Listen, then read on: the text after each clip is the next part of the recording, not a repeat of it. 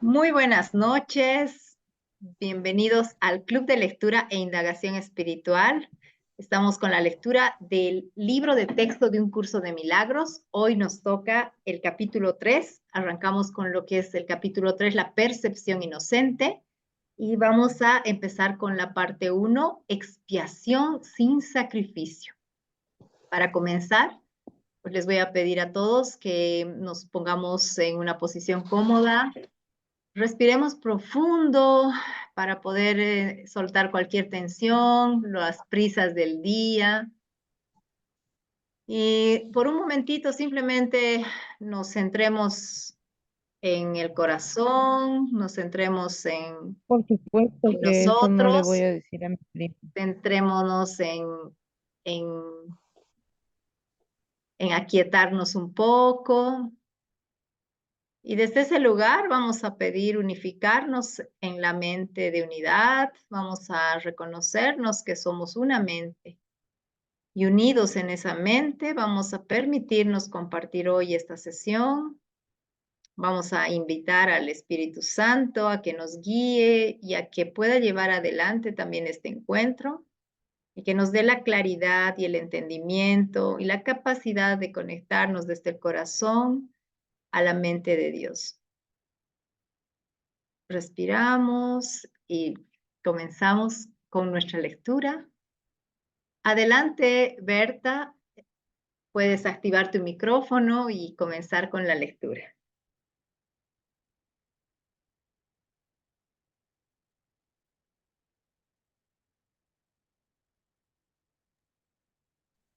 Ya. ¿Me escucha?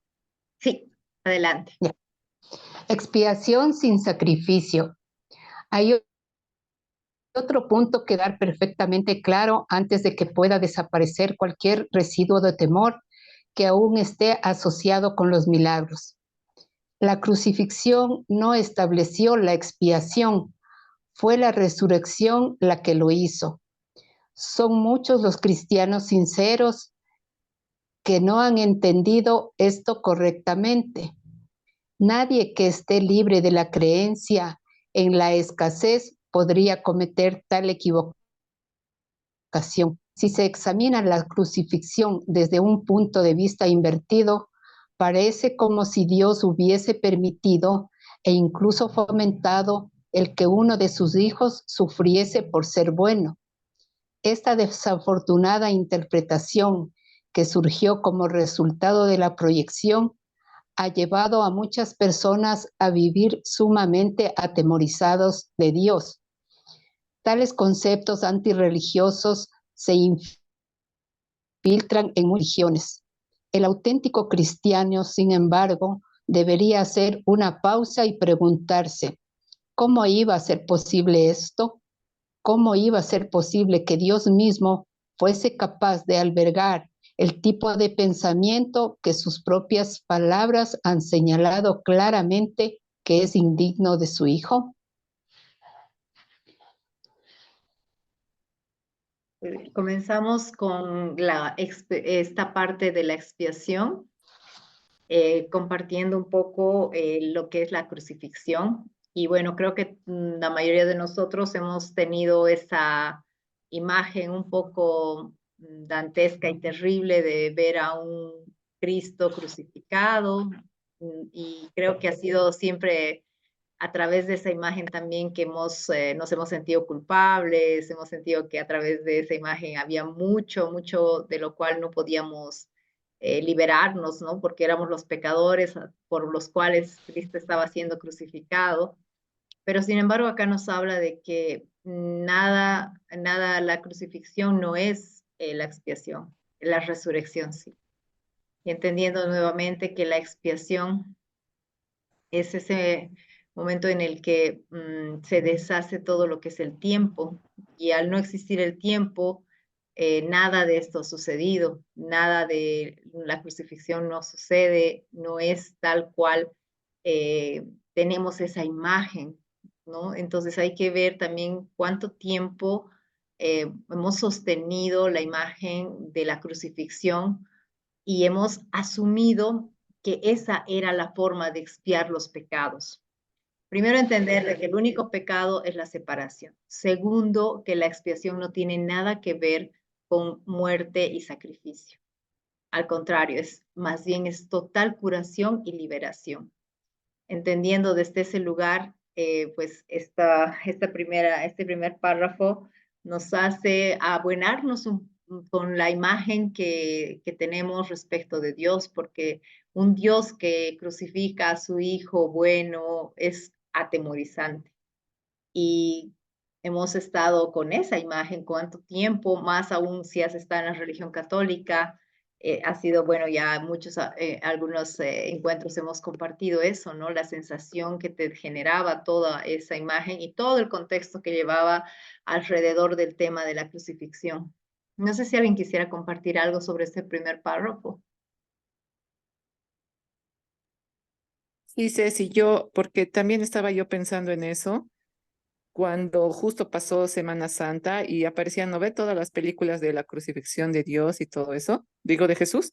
Ajá. Y me acordaba que cuando era niña lo que yo sentía era odio hacia las personas que le estaban haciendo tanto daño a una persona que supuestamente era el hijo de Dios y que tan buena. Entonces, eso me generaba a mí, o sea, no solamente era temor, ¿no? Que me podía pasar lo mismo por ser tan buena, sino odio. O sea, yo sentía así como un rencor y me ponía a llorar de impotencia y decía, ¿cómo le están haciendo así? ¿Qué clase de personas son, no?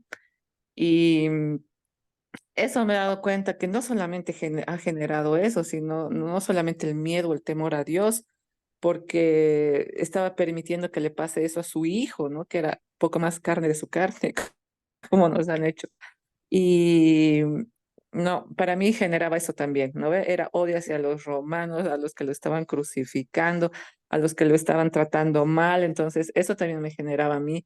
Y justo me estaba recordando eso en la Semana Santa y decía, claro, o sea, ha sido como una programación, una manipulación que se estaba haciendo, ¿no? En ese momento. Y evidentemente aquí en el párrafo 1 nos explica muy claramente que evidentemente la crucifixión no tiene nada que ver con la expiación y es todo lo contrario. Y esa frase de tales conceptos antirreligiosos se infiltran en muchas religiones. Ahora, entender como religión el religar, el reunir, entonces, si estamos buscando unirnos, porque el pecado de la separación, que es eso de lo que estamos más bien, queremos liberarnos y volver a reconocer que estamos unidos. Entonces, estos conceptos lo que hacían era separarnos, porque si te pones a odiar al otro, si te pones a juzgar, si te pones a sentir que todo eso, pues te va a separar, ¿no? Entonces, por eso dice, son conceptos antirreligiosos que más bien te generan una separación y te hacen entrar en ese proceso. Pero, sin embargo, en este primer párrafo nos muestra claramente cómo la expiación no tiene nada que ver con la crucifixión. Bueno, continuamos con el párrafo 2. Jazz. Ya. La mejor cosa, como de costumbre, consiste en no atacar la posición de otro, sino más bien en proteger la verdad. No es muestra de sensatez aceptar un concepto y para justificarlo tienes que invertir todo un marco de referencia. Este procedimiento es doloroso en sus aplicaciones menores y verdaderamente trágico a una mayor. Con frecuencia la persecución termina siendo un intento de justificar la terrible y errónea percepción de que Dios mismo persiguió a su propio Hijo en nombre de la salvación. Ni siquiera las palabras mismas tienen sentido. Superar esto ha sido sumamente difícil, pues si bien este error no es más difícil de que cualquier otro, son muchos los que no han estado dispuestos a abandonarlo en vista de su eminente valor como defensa. Un ejemplo menos dramático es el del padre que dice, esto me duele a mí más que a ti,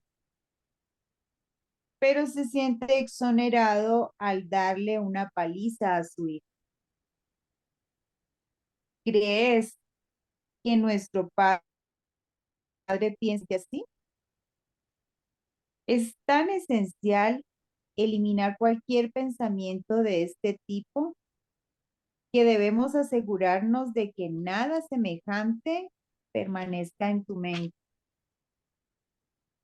Yo no fui castigado porque tú fueras malo. La lección completamente benévola que la expiación enseña se echa a perder si se mancilla con cualquiera de los demás en que esta clase de distorsión se manifiesta. Uy, estuvo un poco denso este párrafo. Yo creo que Jesús está haciendo énfasis como en que nosotros, o sea, debido a esa separación, eh, entonces caemos en esa confusión y por ese sentimiento de culpa, queremos como ir justificando todo lo que pasa, ¿ya? Y por justificarlo, o sea, puede ser lo más terrible, pero siempre estamos buscando como hacer esa parte, como hacer ese ejercicio de justificarlo todo. Y da el ejemplo y dice como cuando, y todavía lo escuchamos, yo sí he escuchado a muchas mamás, esto me duele más a ti que a mí, pero lo hago. Entonces siempre estamos como buscando eso. Y yo pienso que él hace como ese paralelo entre las dos palabras crucifixión y resurrección, porque la crucifixión en sí, o sea, es como que algo del drama de ese momento, ¿no? De esa época que se estaba viviendo en ese momento en que a Jesús le tocó esta experiencia. Y eso no establece la expiación, o sea, no es que la crucifixión nos salvó o se crucificó no, para que nosotros fuéramos perdonados como nos han enseñado. Más bien, la resurrección es la que genera la expiación en el sentido de que la resurrección para mí representa como ese despertar, por, como que por fin me di cuenta de la verdad que soy. Entonces ya eso no es necesario. Yo creo que por eso es que dice que fue la resurrección la que estableció la expiación. No sé si alguien me quiere ayudar allí porque este párrafo está un poco denso, habla mucho, se está haciendo mucha referencia al castigo. Claro, habla mucho de que no tratemos de justificar Ajá. que es necesario expiar a través del sacrificio, del dolor, del castigo. O sea, castigarte no te libera. Y justificamos el castigo, y es más, creemos que es el Padre el que está haciendo el castigo como una forma Ajá. de expiación, pero no va por ahí, ¿no? Entonces es entender de que no es a través ni del castigo que se genera la expiación, ni del sufrimiento, ni del sacrificio, ni de nada de ello, ¿no? Entonces, eh, más bien darnos cuenta Todo de que eso es como de aquí, de este mismo juego. Por eso hace tanto énfasis en esa parte, porque siempre nos dijeron, no, que tenías que expiar tus pecados. Entonces era como, ay, me tengo que dar palo, y yo me aculpo, y tengo que ofrecer sacrificio, y entonces ahora viene el castigo, y entonces, ¿qué me va a pasar? Y todo eso. Y él está aclarando que no, que la expiación en sí no tiene nada que ver con eso. y el párrafo comienza en eso, ¿no? La mejor defensa es no atacar la posición de otro. Entonces ahí ya vemos de que de todos esos conceptos en los cuales se basa en que necesita ver, y vamos a entrar ahorita a una parte súper linda en el párrafo 3, que tal vez al leerla vamos a seguir comprendiendo un poco más. El párrafo 3, Sara, ¿puedes? Claro que sí. La afirmación mía es la venganza, dice el Señor, es una percepción falsa mediante la cual uno le atribuye a Dios su propio pasado malvado. Ese pasado malvado, nada que ver con Dios. Él no lo creó ni tampoco lo sustenta. Dios no cree en el castigo, su mente no crea de esa manera. Dios no tiene nada contra ti por razón de tus malas acciones. ¿Cómo sería posible entonces que me hubiese acusado a mí por ellas? Asegúrate de que reconoces cuán absolutamente imposible es esta suposición y también de que procede enteramente de la proyección. Este tipo de error es responsable de una multitud de errores similares, incluyendo la creencia de que Dios rechazó a Adán y lo expulsó del jardín del Edén. Quizá por eso piensas a veces que no te estoy guiando bien.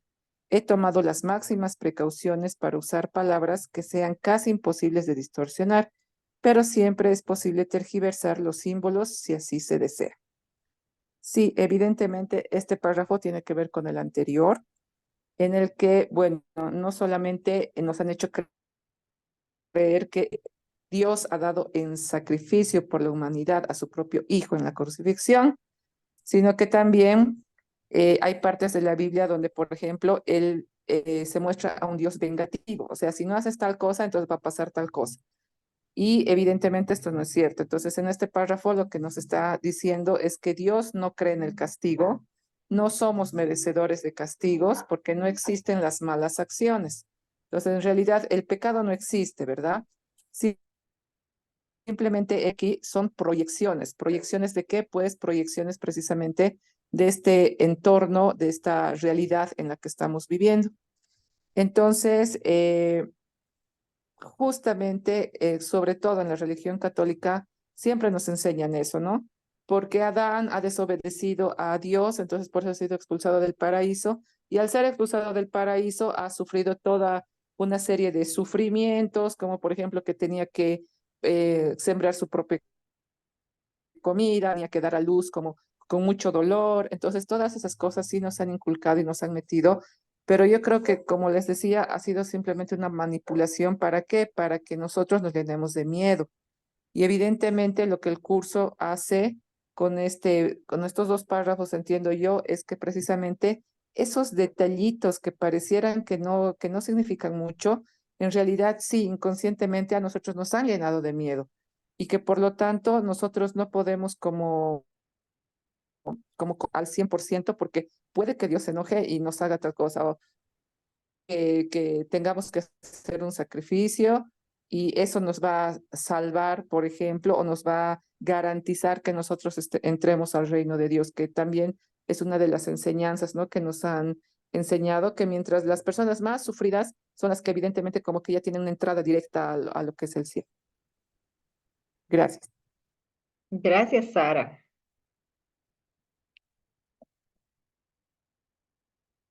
Y también entender, ¿no? De que es como, bueno, la imagen que se ha sostenido de un Dios vengativo, es como darle demasiados rasgos de una personalidad totalmente separada, ¿no? Y Dios no tiene nada que ver con ello.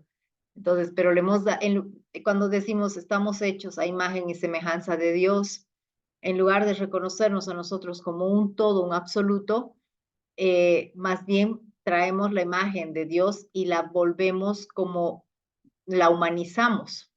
Y ahí le damos atributos muy humanos como la venganza, la maldad, el castigo, todo ello, ¿no? Que no tiene nada que ver con el absoluto que es Dios, porque estaríamos entrando a conceptos y formas y Dios no tiene nada que ver con ello. Entonces, desde ese lugar de darnos cuenta de que sí hemos creado una imagen atemorizante para justificar la separación, para seguir sosteniendo que Adán fue expulsado, y todo lo que comentabas. Entonces, estamos ahora más bien como que deshaciendo esos conceptos para darnos cuenta que realmente ha sido una total forma de mantenernos atemorizados, asustados y de ahí también sostener ese temor a acercarnos a Dios, ¿no? Mire, ¿te animas con la 4? Sí. Dice, el sacrificio es una noción que Dios desconoce por completo. procede únicamente del miedo, de lo que estamos hablando. Y los que tienen miedo, pues cualquier forma de sacrificio es una violación de mi exhortación de que debe ser misericordioso, al igual como nuestro Padre en el cielo lo es. A muchos cristianos les ha resultado difícil darse cuenta de que esto les atañe a ellos. Los buenos maestros nunca aterrorizan a sus estudiantes. Aterrorizar es atacar y como resultado de ello se produce un rechazo de lo que el maestro ofrece, malográndose así el aprendizaje. Bueno, no sé si, pues sí, ¿no? El sacrificio. El miedo, lo que ya habló Sarita, ¿verdad? Era Sarita. A mí me vino así a la mente que por eso yo no quería saber nada de la religión, porque hablaban mucho de eso, ¿no? De que te debías de sacrificar y te metían miedo. Y la verdad a mí me generaba así como aberración y no quería saber nada. Y no sé, ¿verdad? Voy a poner este ejemplo que no sé si sepan que se hace en México, que a mí yo digo, wow, ¿por qué hacen eso? ¿No? Aquí el 12 de diciembre no sabe qué es lo de la Lupita. Y entonces se sacrifica, bueno, para mí es verdad, caminan todo un camino de rodillas a la basílica, ¿no? Y entonces es por el miedo, yo lo veo así por el miedo. No sé si lo han escuchado, pero son kilómetros que la gente camina y camina y camina y viene de pueblos y ya muy cerca de la basílica se van de rodillas, ¿no? Entonces dice uno, "Wow". No sé, me llegó esa imagen, porque no sé, pero me llegó eso. Eso como que el sacrificarte, el miedo, el que, pues él no te está diciendo eso, ¿no? O sea, realmente no requieres eso para estar iluminado, para estar con él, ¿no? Y nunca te lo ha pedido, no sé. Sí, es muy loco, ¿no? Como confundimos esa devoción y la asociamos a que necesitamos algún tipo de, a nivel físico, algún tipo de expiación física en la cual implique sacrificar el cuerpo. Ahora, también Ujú. hay algo interesante de que es reconocer, empezar a profundizar un poco el tema del sacrificio, ¿no? Y darnos cuenta de que en lo cotidiano todavía sostenemos el concepto del sacrificio como una virtud, porque es como que, ay, no, qué madre más sacrificada, la abnegación y el sacrificio es como muy virtuoso, ¿no? Entonces, como si así estuviéramos halagando a Dios, por decirlo así, como si estuviéramos siendo mucho más, no sé, más especiales por ser más sacrificados. Y en realidad también el sacrificio viene mucho de hacer algo que no quiero hacer o de creer que necesito hacer algo para borrar algo que he hecho, ¿no? Porque puedo haber hecho algo y me empezar a generarme culpa por eso y voy a buscar una forma con la cual liberar la culpa. Y a eso le llamábamos expiación, ¿no?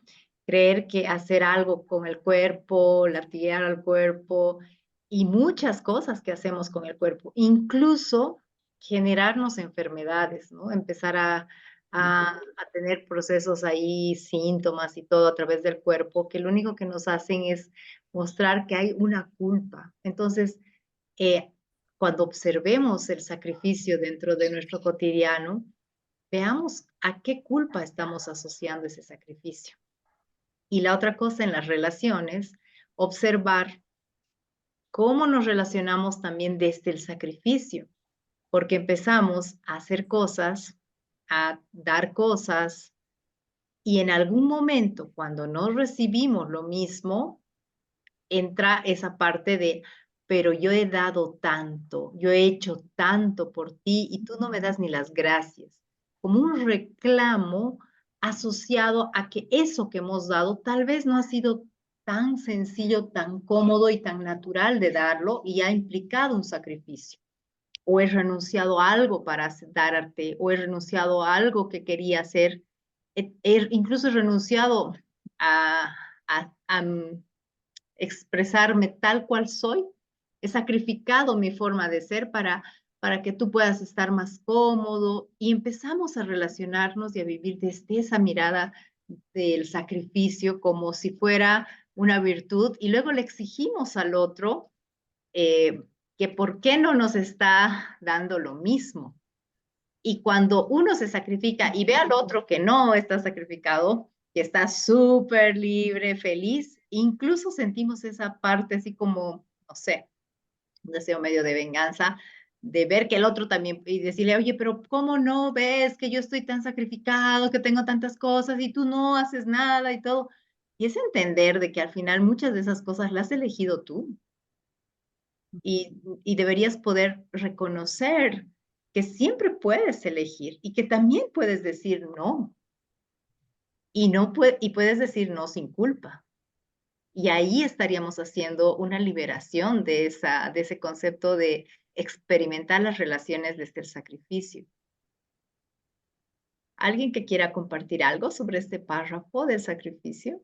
La parte del merecimiento, no sé, sí, porque también es como que a veces estamos nosotros aquí en este juego de estar careciendo de un montón de cosas y no nos damos cuenta que esa carencia tiene de trasfondo eso, ¿no?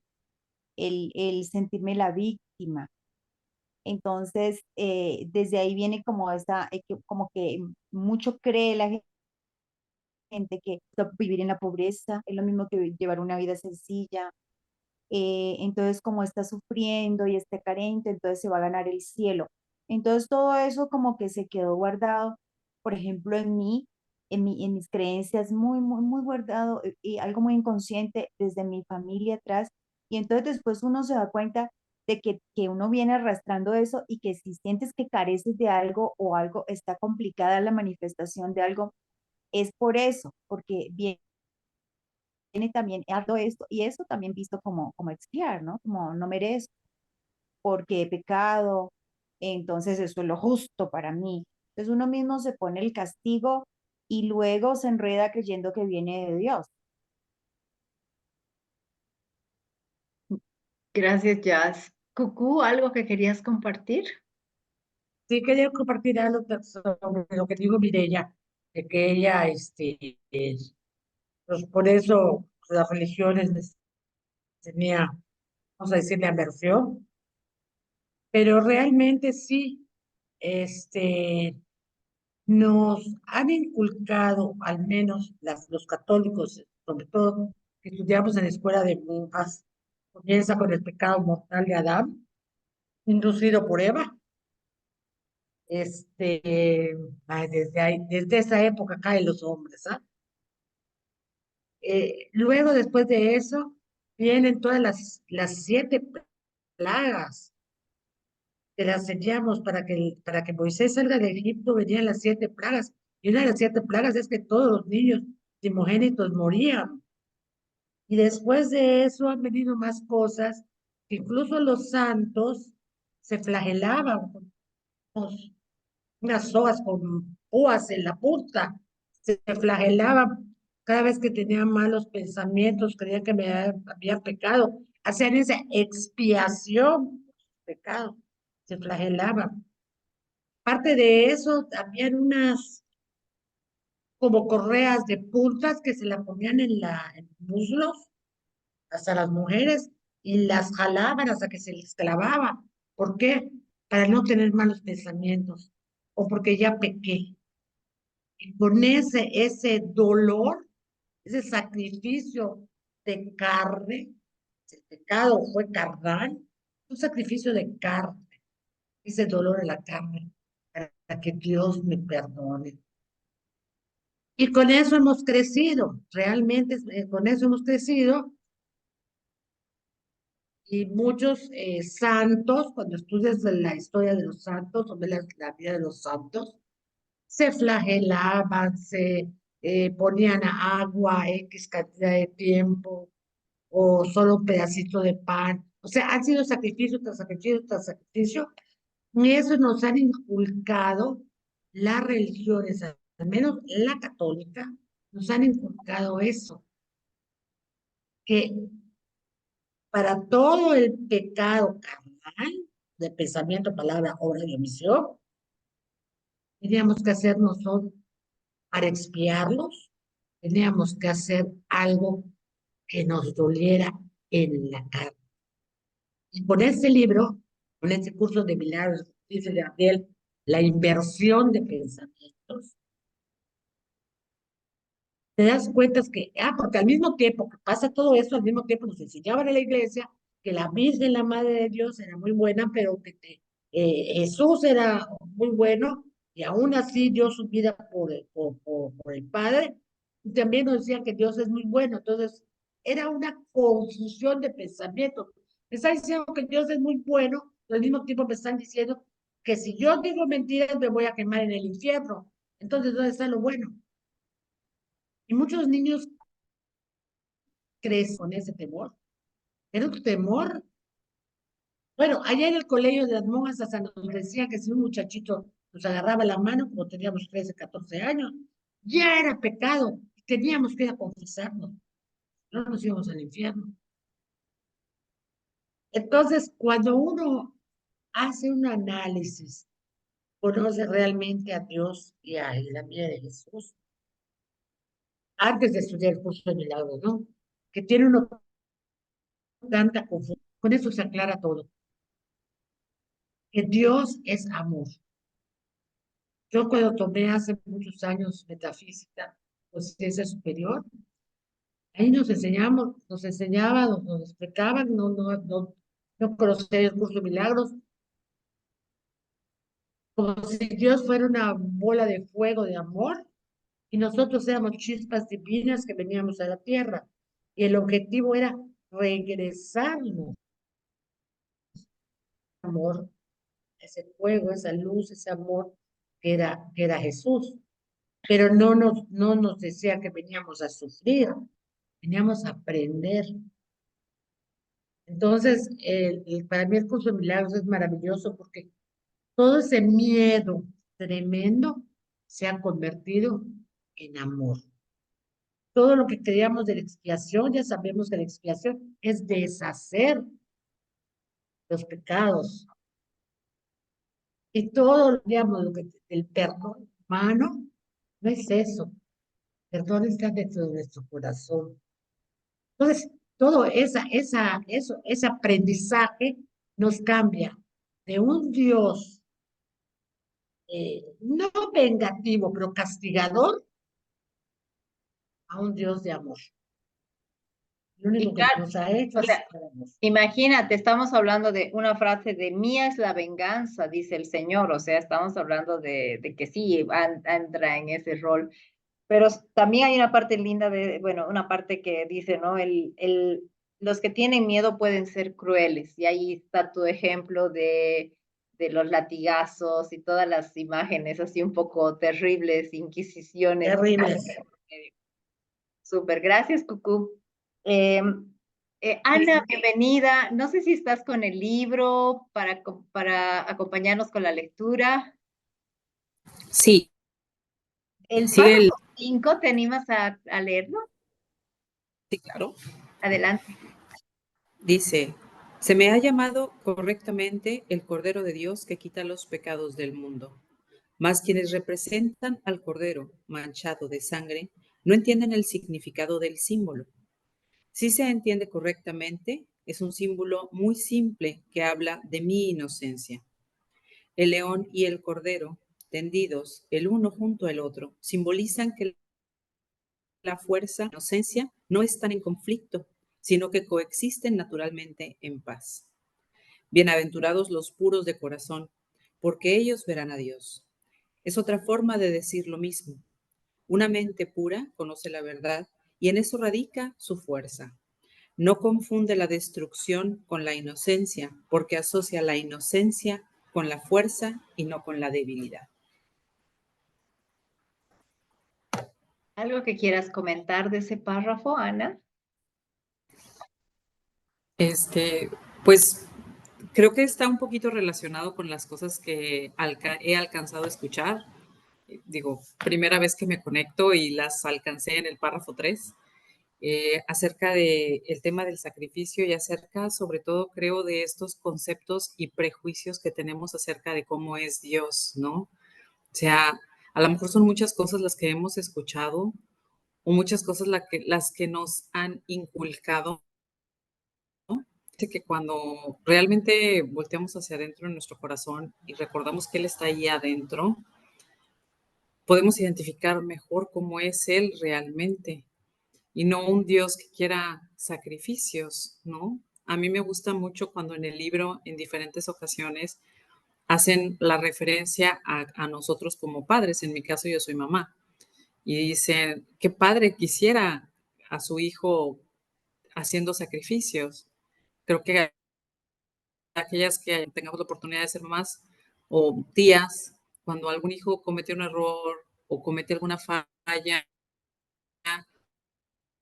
pues no quieres que se latigue, o sea, no quieres que se lastime a sí mismo. Lo que quieres es que corrija su camino, que aprenda. Yo imagino que no creo que haya un instante o un segundo en el que Dios no nos mire con amor hasta cuando nos equivocamos. Hay un señor que a lo mejor algunas de ustedes conocen, Enrique Cor, que dice que el sacrificio y el sufrimiento será a la larga tu amargo resentimiento. Y creo que tiene que ver también con lo que comentabas tú hace un ratito, cuando de pronto convertimos nuestras relaciones con los otros en una relación especial, con otras personas o con Dios. Porque si yo le pido a Dios que quiero algo, ¿no? O sea, algo en mi trabajo o algo en mi casa y ofrezco un sacrificio, yo ofrezco comer pan en todo, de aquí hasta que se me cumpla, y ofrezco que además, como dijo el otro alguien ahí hace un ratito, que me voy a ir de rodillas hasta el altar y me voy a lastimar y me voy a sangrar las rodillas. Y luego llego hasta el lugar y no comí pan y la pasé mal. Y luego al final no se cumple lo que yo estaba pidiendo. Entonces, ¿qué pasa? Esta ya no es una relación basada en el amor, es una relación basada en lo que estoy esperando que tú me... Y a veces pasa lo mismo, creo, con las relaciones con las personas y ahí es donde las descomponemos un poco y las convertimos en relaciones especiales. Cuando de pronto, como decías tú, estoy esperando algo del otro y entonces hacemos sacrificios como mamás, ¿no? O sea, en México, pues sí, este asunto de la mamá negada, la mamá sacrificada, la típica mamá, bueno, en mi caso yo tengo 49 años, la mamá que tuvo que dejar aparte su carrera profesional. O sea, imagínense a la niña a la que le pidieron que sacara puros 10, 19 toda la primaria, la secundaria, la prepa y entró a la universidad y sácate 9 y 10 y saca el título y ahora cuélgalo en la pared y ve por pañales y haz a un lado tu carrera profesional por los hijos. Pues sí, pero ¿quién te lo pidió? ¿A quién escuchamos a quién le hicimos caso? ¿No?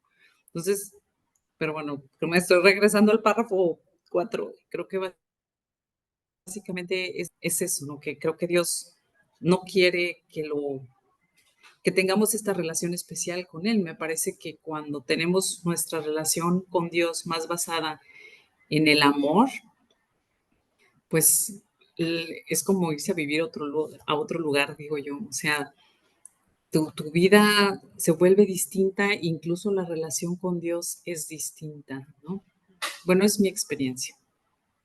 Gracias, Ana. Y bueno, has traído a colación algo bien interesante, justo con este tema de las mamás, porque la mamá que ya cuelga el título y hace ese sacrificio, primero que se queda con la sensación del sacrificio, pero también que proyecta, muchos hijos toman eso y empiezan a sentir como el reclamo, aunque no se los digas.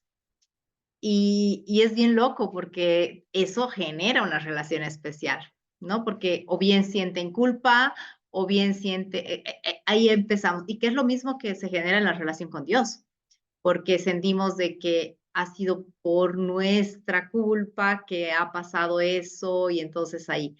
Pero ahora viene esta parte en la que nos dice, lo único de lo que yo les hablo es de que la inocencia, por eso dice el Cordero de Dios que quita los pecados del mundo, se refiere a que solo reconociendo nuestra inocencia nos estamos liberando de todo esto. Y es a través de reconocer la inocencia. Y la inocencia, primero, bueno, la reconocemos también reconociendo la inocencia en los otros. Y entonces ahí viene otra parte de este tema de las relaciones, porque ¿qué pasa cuando en nuestra relación con el otro empezamos a hacer como el juicio de las fallas del otro, los errores del otro? Y entonces nos ponemos en esa situación del Dios condenador y vengativo que le está señalando los errores al otro, los cuales tiene que hacer algo para expiarlos y los tiene que expiar a través de algo que realmente, no sé, es como también una mezcla entre ese Dios vengativo que estás diciendo, no, es que tú has hecho esto, así que no te perdono, y entramos en una relación especial porque no podemos reconocer la inocencia y entender de que hay el soltar el juicio es bueno, ahí entramos en el perdón, que es como un paso previo a experimentar la expiación, pero va en este sentido de cuán importante es entender que la inocencia y la fuerza no están peleadas, que ser inocente no es ser vulnerable, que ser inocente es la mejor, bueno, como dicen, ¿no? En mi indefensión, o sea, en el estar indefenso, como no tengo nada de qué defenderme, es porque no me estoy sintiendo ni culpable por nada. Entonces va por ahí la inocencia, en el reconocer que no hay culpa. Entonces es observar en nuestro cotidiano cuántas veces caemos en la tentación y en esa trampa y en ese obstáculo a la paz que es la culpa, porque a través de esa culpa empezamos a buscar este tema de expiar a través del sacrificio, ¿no? Porque no, la culpa te va a llevar a querer, porque es así como hemos hecho esa asociación.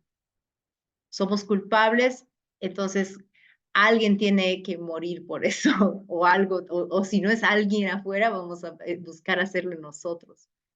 Entonces, es ir deshaciendo, ir en el cotidiano, darnos cuenta, estoy juzgando, no estoy reconociendo la inocencia, a veces no la reconozco en mí, empiezo a buscar. Y son esas acciones que decimos, el hecho de querer, de incluso la palabra inocente, asociarla a alguien del cual se puede aprovechar uno. Y hay tanto a través del lenguaje que hemos empezado a hacer asociaciones que la expiación tiene también mucho que ver con deshacer conceptos. Bueno, la salvación, de hecho, es el deshacimiento de los conceptos.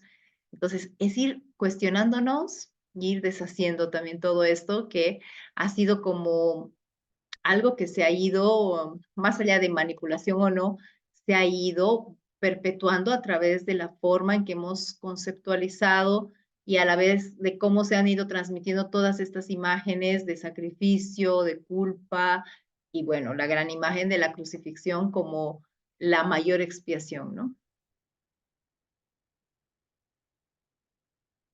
Y vamos a continuar con la inocencia.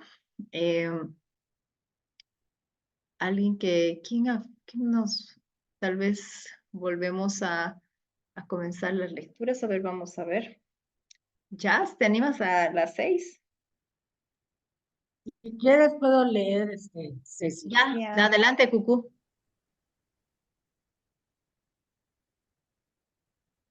La inocencia es incapaz de sacrificar nada, porque la mente inocente dispone de todo y solo se esfuerza por proteger su plenitud. No puede proyectar,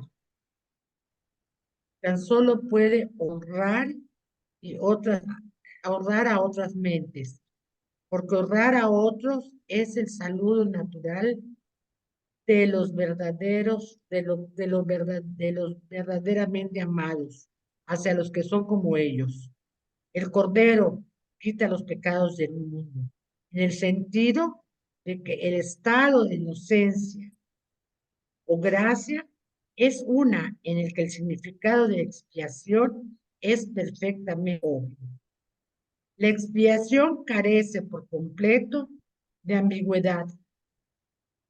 Es perfectamente inequívoca, porque existe en la luz. Únicamente los intentos de ocultarla en las tinieblas han hecho que sean inaccesibles para aquellos que eligen no ver. Eso es, está muy unido al anterior de la inocencia, ¿no? La inocencia es la fuerza, la inocencia es la luz, la inocencia es la verdad. Como dice aquí, cuando dice el Cordero quita los pecados del mundo, en el sentido de que el estado de inocencia o gracia es uno en el que el significado de la expiación es perfectamente obvio. Eso me encantó porque la expiación es eso, es el deshacer. En el momento en que se deshace todo lo aprendido y se deshace, no vamos a llamarle pecados, vamos a llamarles errores, nada más quedamos como un ser inocente. El ser un ser inocente es un ser que está en la verdad, que está en unión a Dios. El Espíritu Santo te guía a esa unión, nuestro Padre. Sí, Dios nos hizo, Dios o como cada quien le quiera llamar, ¿no? Hay gente que llama la luz, el universo. A mí es Dios. Nos hizo imagen y semejanza. Y si nos hizo imagen y semejanza como sus hijos, no nos puede desear mal por un lado, por el otro, nos hizo perfectos, inocentes. Y a eso venimos aquí, a este mundo. Este mundo venimos, yo no lo siento tanto como a aprender, sino a ratificar esa inocencia, ya que somos hijos de Dios, que todos somos hermanos y que no hay mal, no hay pecado, no hay asesinos, no hay nada, son las ilusiones mundanas. Y ver a cada uno de nuestros hermanos con esa inocencia, ver a cada Gracias. uno de sus hermanos con ese Cristo. Fíjate que yo me he puesto a pensar, perdón, Ceci, me he puesto a pensar un programa de televisión de un asesino serial terrible, terrible. Pero cuando ese asesino serial nació, era un ser inocente, era un bebé inocente.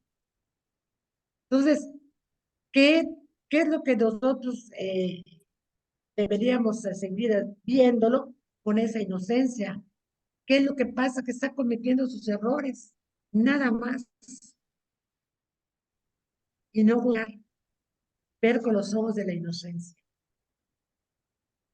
Hay un detalle interesante de ir reconociendo en nuestro cotidiano y en nuestro día a día, y es la idea de este club, de esta sección de lectura, también es hacer indagación. Entonces es observar cuántas veces cuando nos relacionamos con el otro, nos defendemos. Ahí nos vamos a dar cuenta cómo nos separamos y nos creemos esta parte del ataque y la defensa, ¿no? Porque el otro puede decir algo y nosotros inmediatamente replicamos defendiéndonos. Y ahí ya podemos reconocer cómo otra vez hemos caído en la tentación de identificarnos con el ego separado, con una mente egoica que nos hace sentir que tengo que defenderme, me está atacando, me está juzgando, me está diciendo, y entramos en el me ha dicho, me miró, y entramos a defender.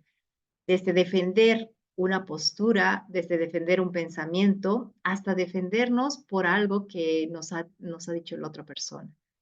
Y ahí es, pero en el cotidiano empezamos a darnos cuenta cómo el tema de la inocencia no lo tenemos incorporado, no nos reconocemos inocente y no permitimos darle el beneficio de la inocencia al otro, ¿no? Es como que estamos siempre como muy a la defensiva, desde, incluso nos vamos a dar cuenta, entramos a una charla en un salón y vemos personas que están así muy cruzados de brazos, como muy a la defensiva, ¿no? Como no, aquí, y ahí son posturas, desde el lenguaje corporal hasta la forma en la que respondemos a los comentarios, y son pequeños detalles, pero ahí es donde vamos deshaciendo todo esto, porque ahí podemos reconocer desde qué mente estamos relacionándonos. Desde esa mente de miedo, separación y conflicto, o desde la mente de unidad en la cual puedo escuchar al otro como escuchar al Cristo hablando, a Dios hablándome, o puedo abrirme a mirar al otro desde esa mirada crística. Pero claro, es súper hermoso leer el libro y compartir, pero todo esto se no es Ese una es el teoría. estado del Cordero, pienso yo. Por eso él Ah, dice, se me ha llamado correctamente el Cordero de Dios, porque sus alcances estado de gracia. Entonces, claro, si yo me encuentro en gracia, si yo no estoy a la defensiva, pues veo un mundo perdonado, porque nadie me debe nada, ya, y no estoy juzgando a nadie ni me siento juzgado. Entonces, creo que por eso es que me parece tan bonito, como eso que dice, se me ha llamado correctamente. Claro, el alcance es esta gracia. Primero en mí, primero lo veo yo para poder reflejar eso, y entonces después veo a un mundo perdonado, a un mundo inocente. Entonces, pues y yo una estoy con el característica de Cordero, esa, estoy... y una característica de la inocencia que nos dice aquí es no puede proyectar. Entonces, cuando observamos proyección, hay que reconocer que no estamos en estado ni de gracia ni de inocencia. Entonces es Así solamente, es. bueno, corrección, entrego mi mente que sea corregida y me permita reconocer nuevamente, ver la verdad y bueno, elijo de nuevo porque me he vuelto a confundir, he vuelto a juzgar, he vuelto a separarme, he vuelto a caer en la tentación de identificarme. Entonces es ahí, hacer esa corrección, pues ayuda en este camino, como en esa tensión, y no hay nada más maravilloso que la relación con el otro, porque a través del otro podemos reconocer todo esto. Porque si no, nos vamos a sentir iluminados, que somos los súper, pero en el otro, en Tenemos la el aureola. está el poder reconocer Los todo. milagrosos, como me dice mi familia. ¿Tienes sesión con los milagrosos? Pues sí, ahí Pero te va. voy a decir una cosa, Ceci. Eso que acabas de decir, de que siempre estamos esperando el ataque y cómo defendernos. Pero también hay otra cosa que yo he notado. Te reúnes con X personas, ¿no?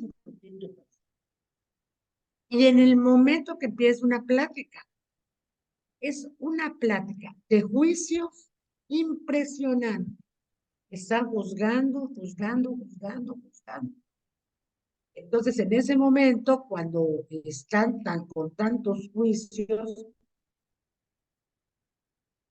yo trato de poner mi mente en silencio para no caer en el juego del juicio, porque me ha dado tanto trabajo, al principio, hacer juicios, que desde el momento que estás en la reunión, que la guerra, que eso, que lo otro, que está de juicio y el juicio y el juicio, y dice uno, no voy a caer en lo mismo del juicio, ¿no?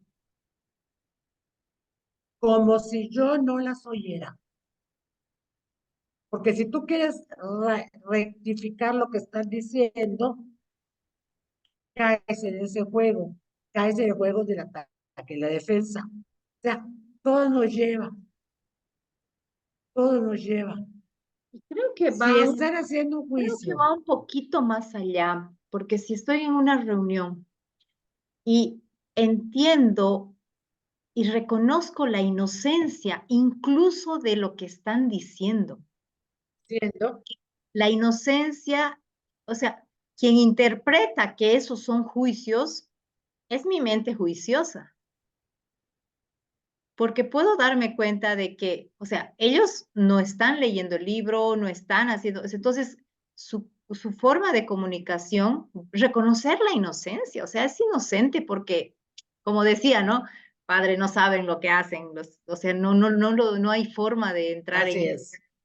Pero si yo me pongo, no, pero es que estos solo juzgan y todo, también estoy entrando en una separación de como sentirme superior porque yo no estoy ya en esa forma de hablar, pero ¿quién no ve un noticiero y quién no dice, pucha, ¿qué pasó aquí?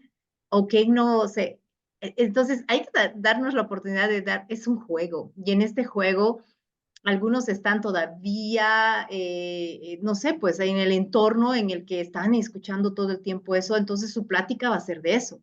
Pero hay una inocencia, porque la inocencia no está en lo que dices, sino más allá, el ser que está ahí es inocente. Y poder Es darnos cuenta de inocente, que claro. ahora, si entro al juego desde un lugar de separación, voy a empezar a juzgarlos porque voy a creer que, no, pero ¿por qué dice eso? ¿Pero por qué habla eso? ¿Pero por qué? Eso es su entorno, eso fue lo que escuchó hoy, eso fue el condicionamiento, ese fue su colectivo. Y no voy a querer, no sé, cambiarlos o querer decir que sea diferente, simplemente voy a verlos con la inocencia de que ahí está, ese es mi hermano y no hay nada que Verías, o pueda... verías un bebé que dice algo. Cuando ves un bebé y dice algo que no debes, es inocente, no lo juzgas. Así es que ve a todos nuestros hermanos como inocentes. No es sencillo, ¿no? Porque al principio Pero todos estamos en el no es jueguito de sencillo. a ver quién dice, a ver quién hace, a ver qué todo. Incluso el hecho de cuántas veces, y esto podemos hacer en la práctica ahorita de observarnos, cuántas veces estamos escuchando al otro para responder inmediatamente.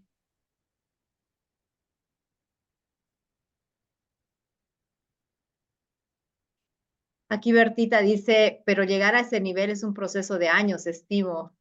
En realidad es práctica, porque a medida que te vas, por ejemplo, pon en práctica, Bertita, ya así con los compañeros, con todos, no me voy a identificar con lo que dicen, porque lo que dicen son palabras nada más, no voy a entrar a querer darle significado.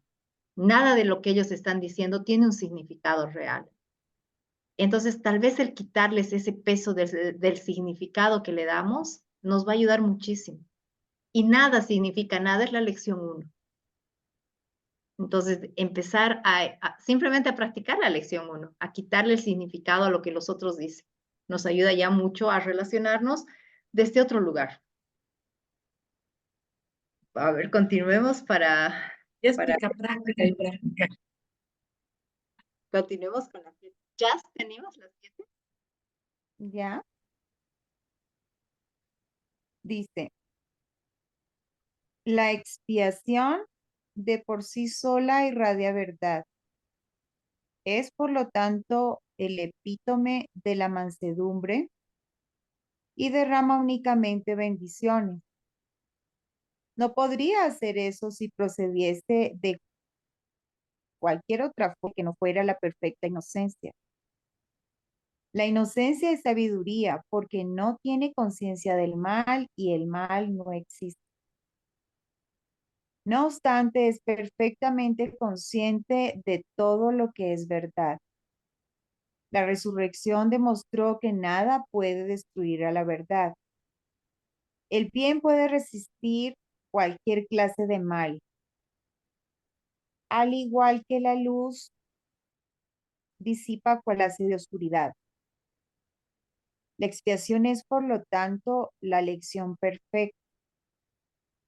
Es la demostración concluyente de que todas las demás lecciones que enseñé son ciertas.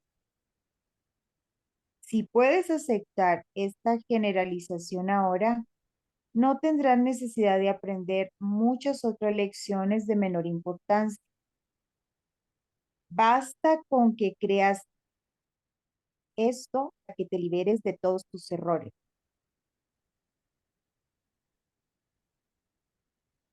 Creo que nos está poniendo la tarea de indagación, nos está proponiendo, ¿no? La tarea de indagación de lo que estabas hablando tú ahora, Ceci. O sea, el de que, de que en sí solo existe la verdad, ¿ya? Entonces no debería ser tan complicado para mí ese ejercicio de ver solo lo que es real, lo que es la verdad. Pero nosotros, como traemos ese montón de información equivocada, entonces es lo que decía Cucuz, entonces uno ya desde que llega ya se está como predisponiendo y es mucho más bonito. Yo lo he hecho el ejercicio y yo misma me digo en la mente, digo, escucha, escucha, me digo yo cuando el otro está en su diálogo, para no estarme preparando.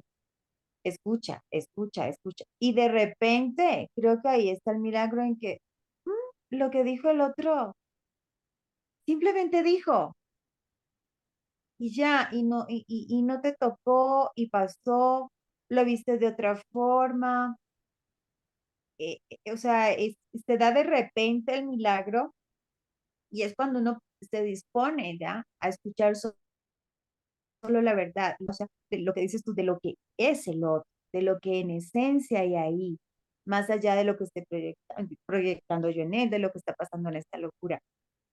Eh, porque dice, nada puede destruir a la verdad, y eso lo demostró la resurrección. El bien puede resistir cualquier clase de mal, al igual que la luz disipa cualquier clase de oscuridad. Entonces, siempre va a estar ahí, no importa. ¿Sí? Está ahí la inocencia. En ese otro ser que está frente a mí, ¿qué hay allí? La inocencia. Ahí está la verdad. Ahí estoy yo. Por eso es que siempre dice que vamos de la mano del otro. Porque la única forma en la que yo puedo reconocer la inocencia que soy es empezar a verla en el otro. Dice que el resto de las lecciones son de menor importancia.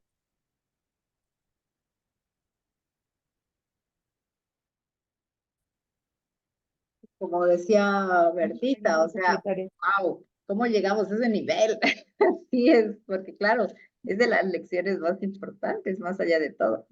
Y de hecho, en el manual del maestro hemos visto de que una de las características del maestro de Dios es la indefensión, la completa libertad de no tener que defenderme de nada, porque nada me puede atacar. Y ahora viene este párrafo con el que cerramos esta parte, en la que dice, la inocencia de Dios es el verdadero estado mental de su Hijo. En este estado tu mente conoce a Dios, pues Dios no es algo simbólico, Dios es un hecho. Cuando conoces a su Hijo tal como es, te das cuenta de que la expiación y no el sacrificio es la única ofrenda apropiada para el altar de Dios, en el que solo la perfección tiene cabida. El entendimiento de los inocentes es la verdad. Por eso es por lo que sus altares son verdaderamente radiantes. Y esta frase de la inocencia de Dios es el verdadero estado mental de su Hijo. Y claro, tal vez no puedes reconocer tu inocencia, pero sí puedes conectar con eso de Dios es inocente. Entonces, la inocencia de Dios, ese es el estado mental del Hijo. Y entendiendo un poco también la parte de somos un pensamiento en la mente de Dios. No tenemos forma, para Dios no hay forma, no hay tiempo, no hay espacio. No somos el yo histórico que nos creemos. No somos el personaje que está cometiendo actos erróneos, no somos los pecadores, o sea, somos un pensamiento en la mente de Dios. Y Dios es inocente, por tanto su pensamiento es inocente, por tanto el Hijo es inocente. No hay nada más, esa es la verdad. Somos un pensamiento en la mente de Dios. El pensamiento de Dios es inocente, su Hijo por tanto es inocente. Y esa es la verdad. Si nos quedamos solamente reconociéndonos como el pensamiento en la mente de Dios, totalmente inocentes, no hay nada que nos pueda atacar y no hay nada de lo que tengamos que defendernos. Todo lo demás es ilusión, es el sueño. Así que bueno, tomando en cuenta este tema de la inocencia y reconociéndonos inocentes tal como Dios nos creó, pues les invito a que cerremos nuestra sesión con una pequeña práctica con nuestra meditación. Así que les invito a que nos sentemos con la espalda recta, nos pongamos cómodos, respiremos profundo y cerremos los ojos. Y estando en ese estado, cerrando los ojos, respiramos, inhalamos.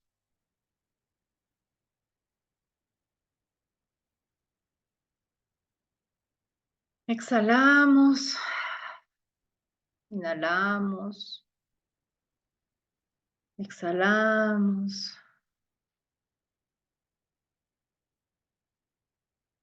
Y vamos a traer a la mente la imagen de un bebé recién nacido.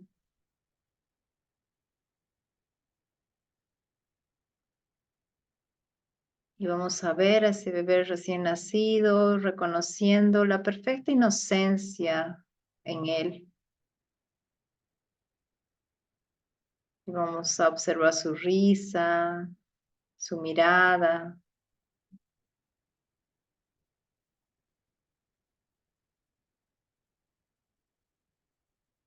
Y así como podemos ver la inocencia en ese bebé,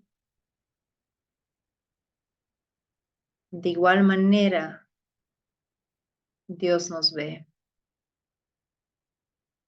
Y ahora vamos a sentirnos esos bebés siendo vistos por Dios. Y vamos a conectar con esa mirada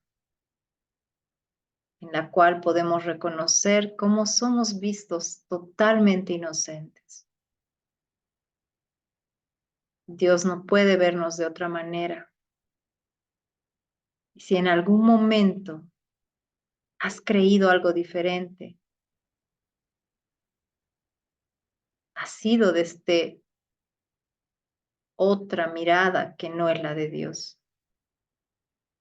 Entonces vamos a poder permitirnos ahora reconocernos como esos bebés recién nacidos, inocentes y libres de culpa.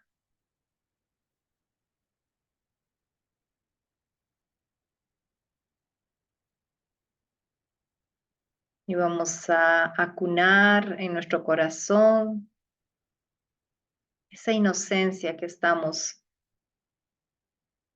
conectando ahora, reconociendo ahora en nosotros. Y vamos a reconocer que también estamos rodeados de otros bebés totalmente inocentes, totalmente libres de culpa.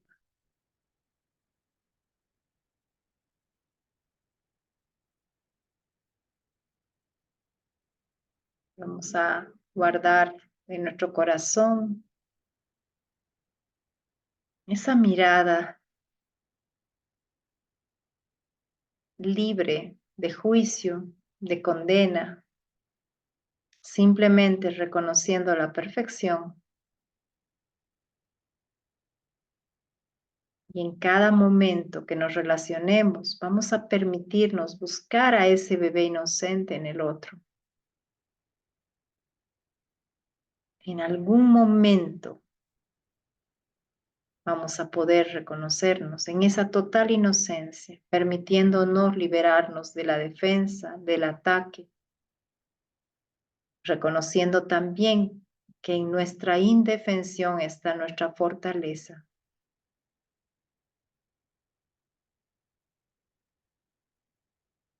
Respiramos profundo.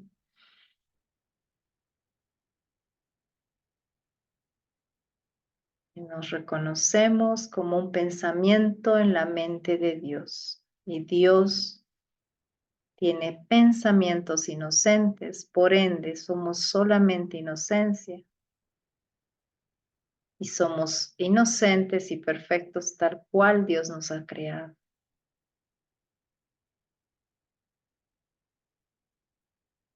Y vamos a ofrendar en el altar interior la expiación, renunciando a elegir como ofrenda el sacrificio.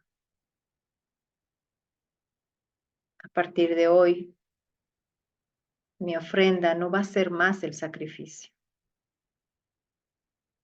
Suelto y libero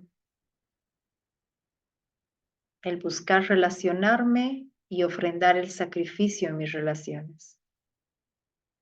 Desde mi inocencia me voy a permitir decir no sin culpa, decir no quiero cuando no quiero.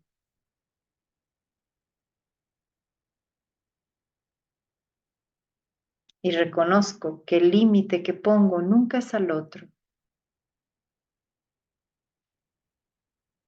porque no hay límites en mi relación. Pero si algún rato me expreso desde esa inocencia sin culpa.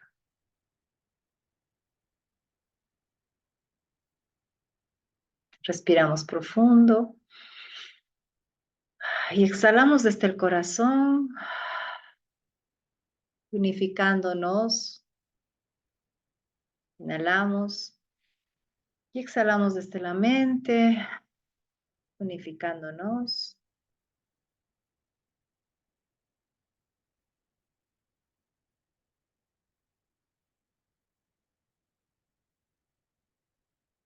Y desde ese estado de inocencia y gracia,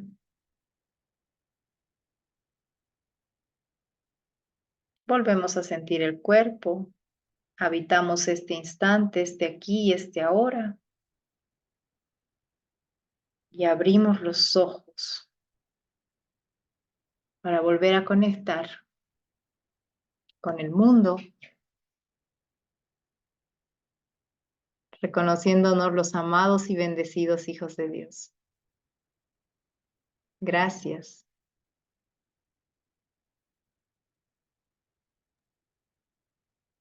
Gracias, gracias, gracias. Gracias, Bella Cucú.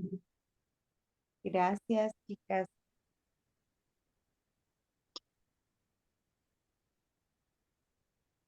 Gracias a Gracias. todas. Gracias. Muchas gracias. Bienvenida, Ana. Gracias. Así que ya Gracias. nos encontramos Pasa. como siempre el lunes. Gracias, Silvita. Gracias, Berta. Bendiciones a cada una. Buen descanso. Y bueno, vamos a practicar. Esta semana vamos a observar y nuestra práctica va a ser la escucha. Simplemente vamos a permitirnos escuchar. Y desde esa escucha vamos a observar a ese ser inocente que no está buscando ni defender su razón, ni querer marcar el territorio con su palabra, con su pensamiento, con su opinión, sino vamos a abrirnos a escuchar al otro. Esa escucha amorosa, pasiva y expansiva. Así que maravillosa práctica y nos vemos el próximo lunes en nuestro encuentro del club. Un abrazo a cada una y nos encontramos como siempre en la mente de Dios. Abrazo. Bye. Gracias. Buenas noches y bendiciones. Gracias. Bendiciones a todas. Bendiciones, Ceci, y a todas. Gracias. Igual, Silvia. bendiciones, buenas noches. Buenas